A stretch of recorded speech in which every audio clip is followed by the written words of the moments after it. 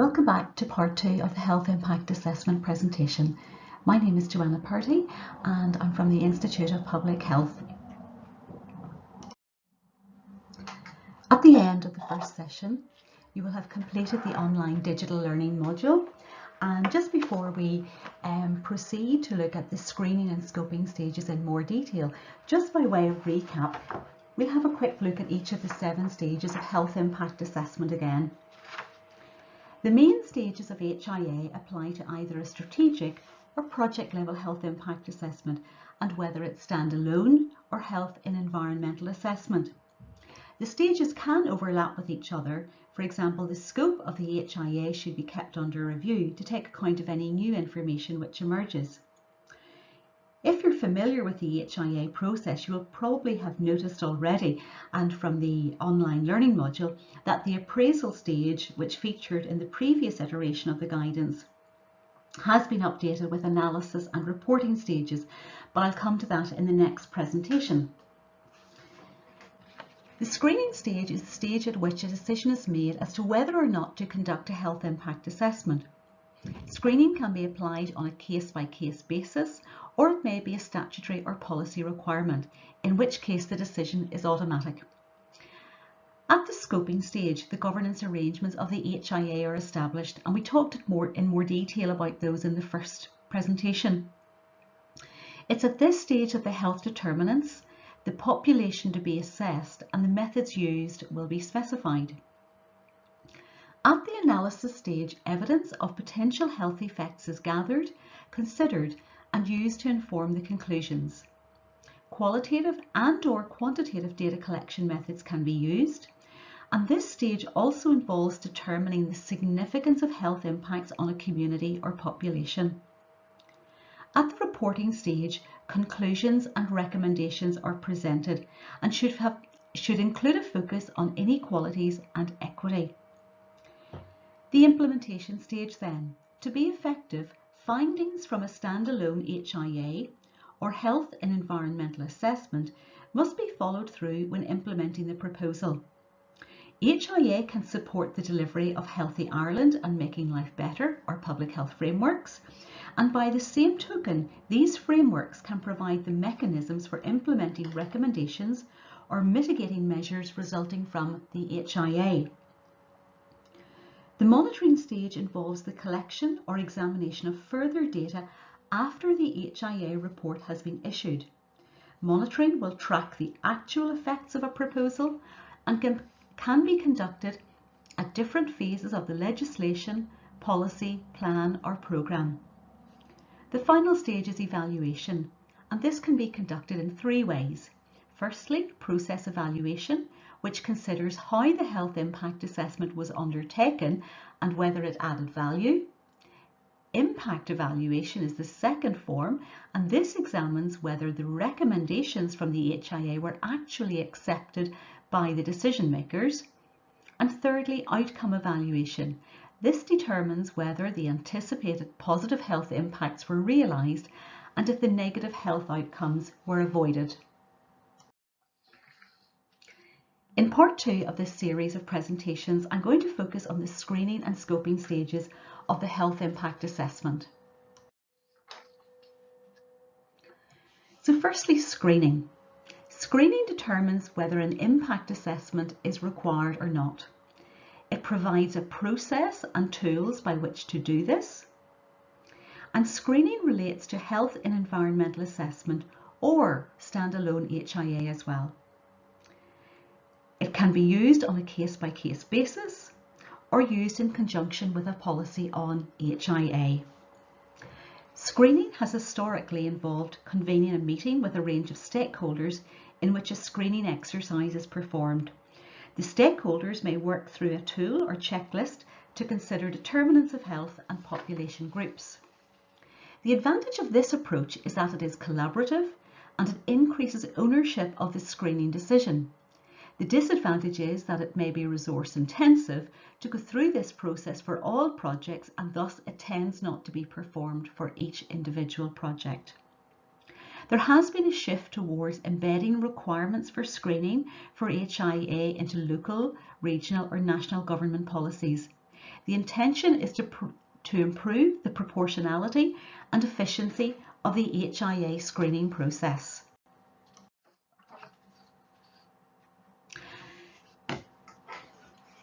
Within the guidance documents, we have a screening guide, and this slide presents or shows how the screening decision can be automatic.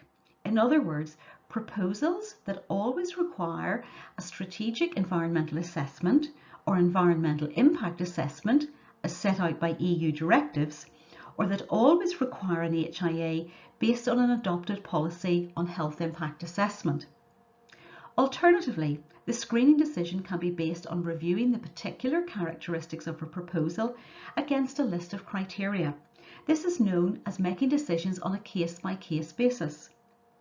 For standalone HIA, the screening decision will explicitly refer to health in one of these two ways.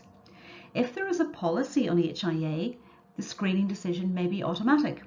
Alternatively, the screening decision can be based on a consideration of the proposal's potential to change risks to human health in a way that is likely to significantly affect the population. And these are terms that you'll hear over and over again as we proceed through the next stages of the health impact assessment. As the screening guide indicates, there are two ways in which you can determine whether a health impact assessment is required. One is using a policy and the other is on a case-by-case basis. In this slide, I want to talk through using a policy when screening for health impact assessment. A policy on HIA would indicate when a standalone HIA is required.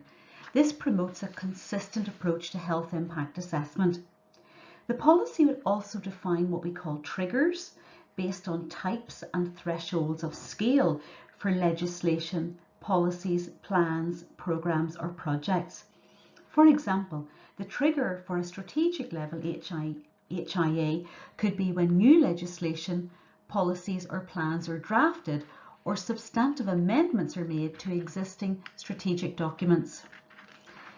The guide question is in two parts.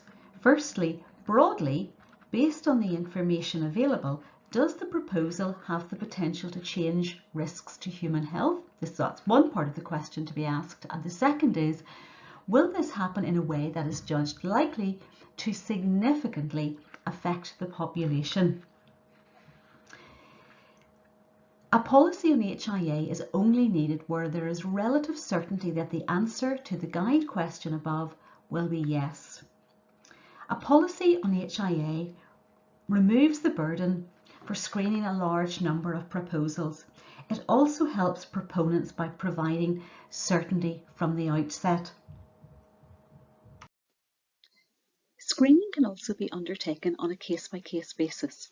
A specific tool has been developed in this type of screening decision, and this is available in Table 5 on page 110 to 111 of the technical guidance. The tool requires the user to be familiar with principles such as determinants of health, likelihood, and significance. It can be used for health and strategic environmental assessment or environmental impact assessment, as well as standalone HIA screening. It could be completed in a screening meeting, or it can be undertaken as a desk-based activity. The completed screening tool and its screening decision should be issued to the proposal proponent and other relevant stakeholders, including statutory environmental authorities as relevant. Involvement of relevant public health teams and review for quality assurance is good practice. When completed, the table provides a concise record of how the screening decision was reached.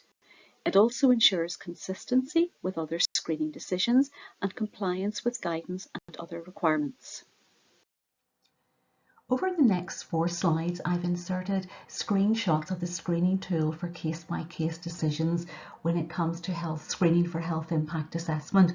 So just in this first slide, the preliminary information with regard to the HIA is recorded. That is the title of the plan, programme, project, policy or legislation, the date that the screening is going to take place, and the individual or organisations that are performing the screening exercise. In step 2 of the screening on a case-by-case basis, those who are involved in screening are required to indicate whether the determinants of health are likely to be affected by the particular proposal. So for example, in this instance, in the column labelled judgment, the screener will indicate whether or not health inequalities are likely to be impacted by the proposal, whether socioeconomic conditions, for example, environmental conditions, or access to health and social care services. And the column to the right, the brief justification, allows for further explanation as to whether that effect will be positive or negative, and we'll see the notes related to that just on the next slide, which I'll explain in a moment. In this slide, we see the notes which accompany step 2 in the screening tool for case-by-case decisions, and it allows the individual or team that's involved in the screening process to indicate whether the change or the effect is likely to be positive or negative, likely or unlikely, short, medium or long term, whether it's a temporary or a permanent change, or whether it's significant or non-significant. A likely effect is one that would be considered plausible or probable, and a significant change is clearly one that is important or unacceptable. Where the screener or screening team has written yes in terms of what they would consider to be a likely health impact, this would be associated with likely and significant effects, particularly negative, medium or long-term, or potentially permanent effects. It's also important to consider population health vulnerability, including age, income, health status, social disadvantage, and access and geographic considerations such as deprivation or barriers to services. In step 3 of the screening process, the decision is recorded as to whether or not the particular proposal in question is going to be screened in or screened out. In other words, is it going to be subject to a health impact assessment or not? And this is determined if one or more of the answers in step 2 is yes. Step 4 then requires the decision to be notified to the proposal proponent and any other key stakeholders or the general public. And again, information relating to this, when and who was informed, should be documented under step 4. I just want to comment very briefly on screening for health within environmental assessment. Existing statutory processes for environmental assessment require health to be considered. However, this is often quite a narrow biophysical view of health, whereas the guidance produced by MPH is encouraging environmental agencies and authorities to take a broader and a wider view of health within environmental assessment. Screening is about whether the overall SEA or EIA process is conducted rather than whether health is screened into a strategic or environmental impact assessment. So in other words, screening is about whether or not the EIA or SEA takes place. We already know that health is required to be considered when that particular assessment is undertaken. The format of the screening decision will be set out in SEA or EIA legislation. And there may also be case-by-case decisions that require health as a criterion to be taken into account to determine if a strategic environmental assessment or environmental impact assessment should actually take place. The next stage in the HIA process is scoping. This is the stage at which the governance of the assessment process is established, and at this stage the governance may include establishing a steering group, defining responsibility for the implementation, monitoring and evaluation of the HIA results. These final steps can be outside of the remit of those who are actually undertaking the health impact assessment, where specialists are commissioned for the scoping, analysis and reporting stages of the HIA. The scoping stage also identifies the determinants of health and the populations to be assessed, as well as the methods by which they will be assessed. This is an important stage. The approach at this stage can be high level, as there may not be a huge amount of detail available. But at the scoping stage, a health effect is deemed likely or not likely, and then in turn potentially significant or not significant. Health effects that are considered to be likely and potentially significant require further analysis, and they are scoped in. Those issues that are not likely or not significant should be scoped out. This ensures the whole HIA process is properly focused. It is known as keeping the assessment proportionate, and you'll hear this word as we discuss the latter stages of the HIA process. This guidance recommends that the rest of the assessment should focus on those effects that are both likely and significant. At this point, the HIA team will make a best estimate of whether an effect will be significant, and this is explored in more detail in the analysis stage. In this slide, you'll see the scoping guide that's also included in the technical guidance. So if you're having difficulty reading the small text, please refer to the technical guidance as I talk through this slide. The scoping guide takes the user through the process of asking a series of questions as to whether the expected change in population health is likely and is it potentially significant. This involves asking the following questions, and these are taken from the middle of the diagram or the middle of the guide. First of all, is it important? Based on the scientific literature, i.e. the evidence, the baseline conditions, i.e. what's known about the current population, and existing health priorities, is this particular change in population health important? The next question is it unacceptable or highly desirable? Again, based on consultation responses, regulatory standards, and the health policy context, we want to ask the question, is the outcome unacceptable or undesirable? Answers to these questions, coupled with professional judgment, will determine whether a health effect is scoped in or out. This slide illustrates a conceptual model of the thought process that builds to a scoping decision. The model can be used as an aid memoir or workshop tool. It doesn't need to be formally reported as part of the methods within the HIA report. The conceptual model can be used to develop a common understanding between the proponent of the proposal and the health authority. The model uses a source pathway receptor model and includes preliminary considerations of significance. Let me describe or define each of those for you. The source is the proposal, that which creates a potential social, economic, or environmental influence on a population. The pathway is a preliminary judgment of likelihood, i.e. a plausible or probable pathway that is not in any way changed or affected or amended by mitigation measures. In the context of health, the receptor usually equates to a population group. Typically, this means community populations, but can also mean occupational groups, service users, and service providers may also be considered. The significance then is the preliminary judgment based on the available evidence at the scoping stage. The layers in the model indicate a scale, i.e. high to low, for example, living in very good health in the outer layer through to experiencing very poor health close to the centre. And the segments then represent sub-considerations. This next slide shows a conceptual model of the steps undertaken during the HIA scoping process. Steps 1A to 4B in the model assist the assessor or the HIA practitioner in reaching consistent scoping decisions. The model should be read clockwise, starting on the outside with the source at 1A. Each segment is a step that we describe as proportionate HIA scoping, that is, the source pathway receptor significance. The model works for health and environmental assessment and for standalone HIA. It can also be used at a strategic and project level.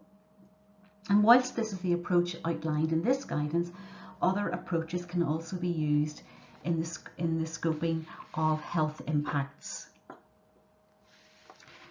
You will see from the model that some steps or segments have more than one consideration. For example, source considers both the source itself, that is A1, and its effect beyond the boundary, sector or border 1B, which can often differ.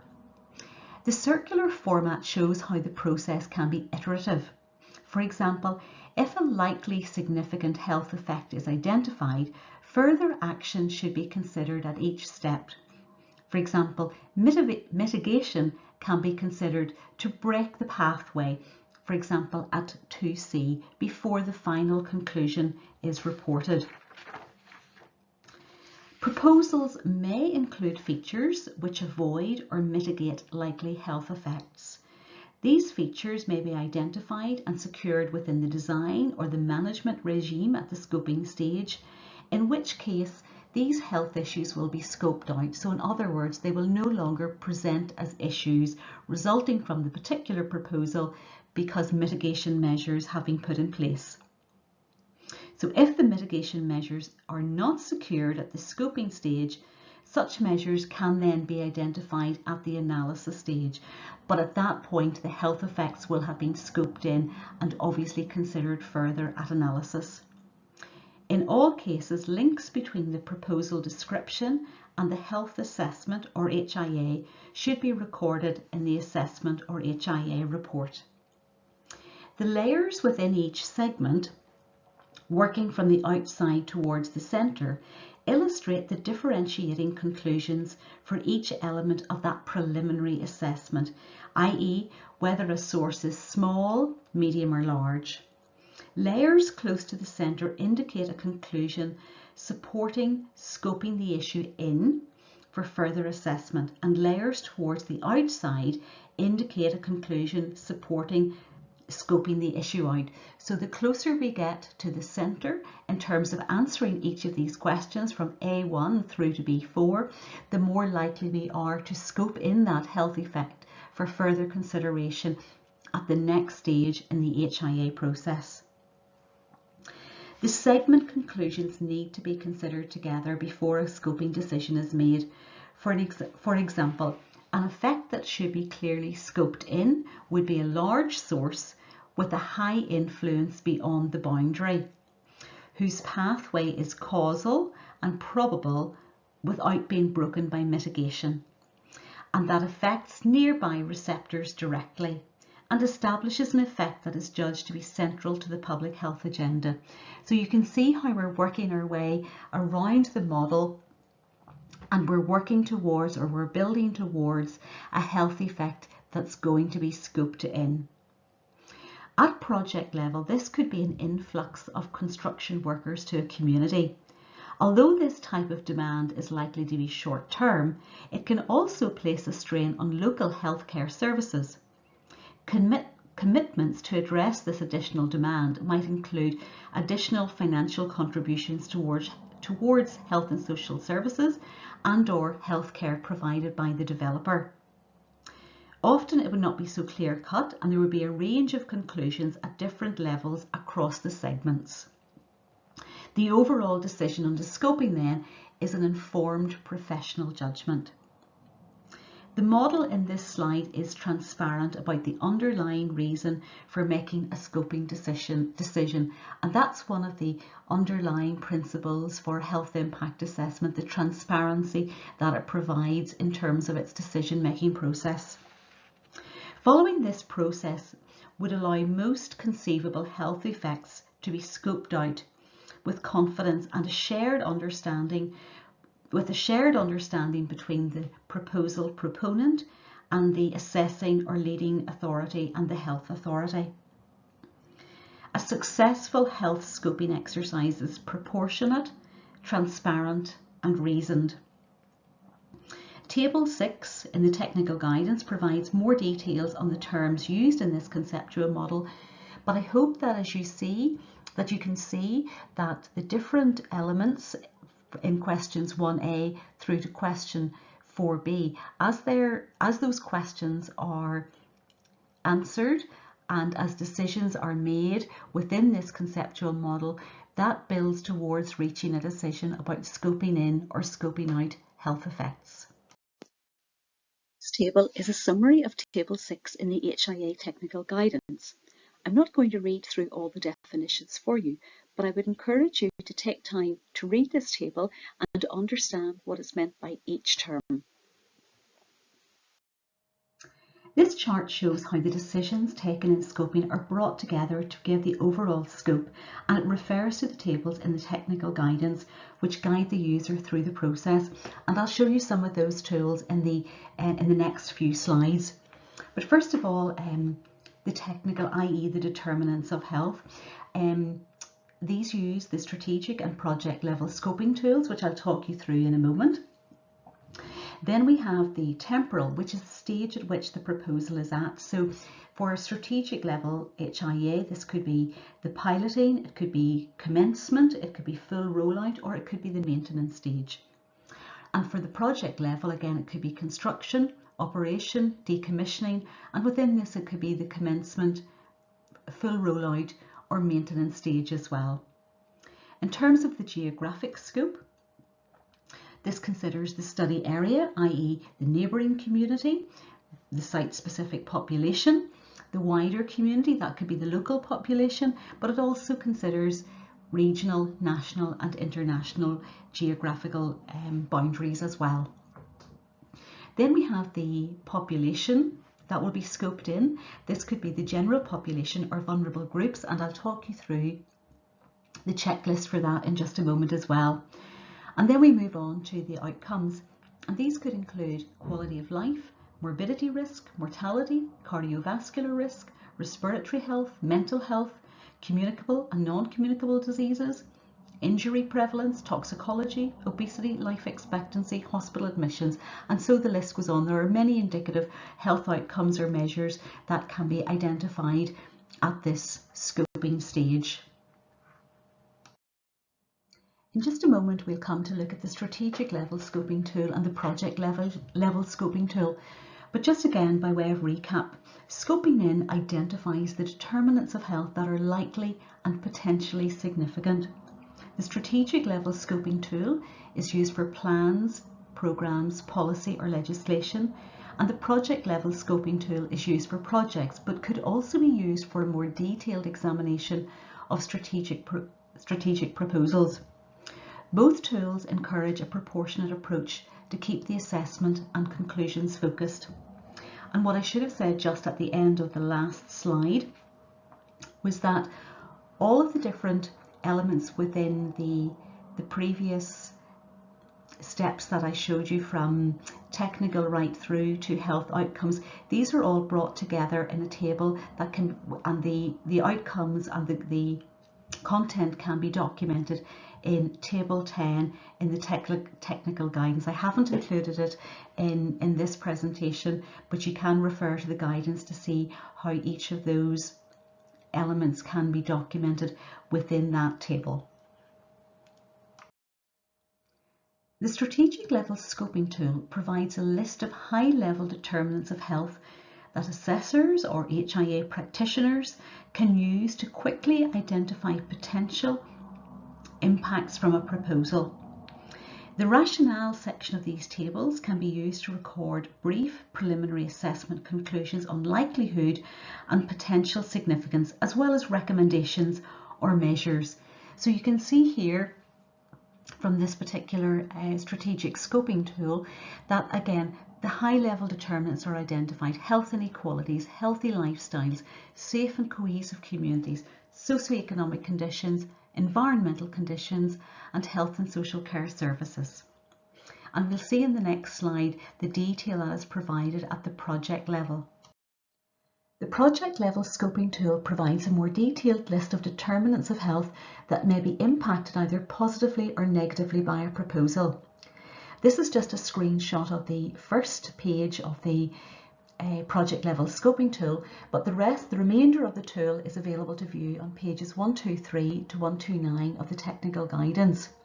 The project level scoping tool could also be used if a more detailed exploration of health determinants are required for a strategic level HIA as well. In addition to the strategic level and project level scoping tools, The guidance also includes a scoping tool for population groups, and this allows the assessor to give some very detailed consideration to the population groups that may or may not be affected by a particular proposal. In this illustration, we can see that the population groups are broken down in terms of both the general population and then in terms of vulnerability. So this is a reference table rather than a template that must be completed.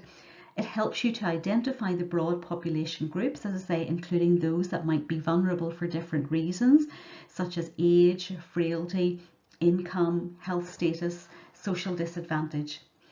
Scoping by broad population or category of vulnerability provides a short and consistent list of population groups that can be considered during the HIA. For example, all effects that have been linked to young age can be shown, but an overall conclusion can be drawn for this population group. Broad population groups, for example, vulnerability due to age or income, may be more appropriate for strategic level assessments. This second slide on the scoping tool for population groups just breaks down further the various population groups that I've alluded to in terms of vulnerability due to health status, social disadvantage, or vulnerability due to access and geographic factors.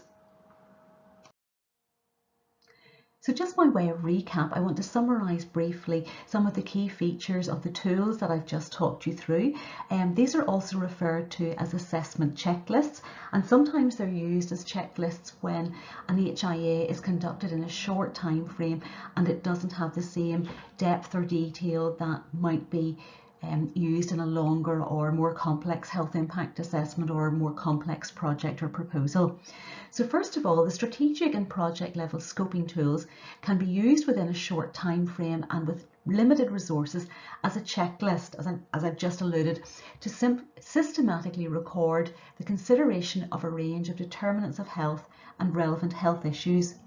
And we'll likely use these tools, particularly the project level tool, in our workshop on the 6th of October. The rationale section of these tables can be used to record brief preliminary assessment conclusions on likelihood and potential significance, as well as recommendations or mitigation measures. The broad population groups, as per the previous two slides, should be cited to explain and, where feasible, reduce potentially significant inequalities. That brings us to the end of the second part of the presentation on health impact assessment. At this stage, we've given you an overview of HIA and a little bit more detail on the screening and scoping stages.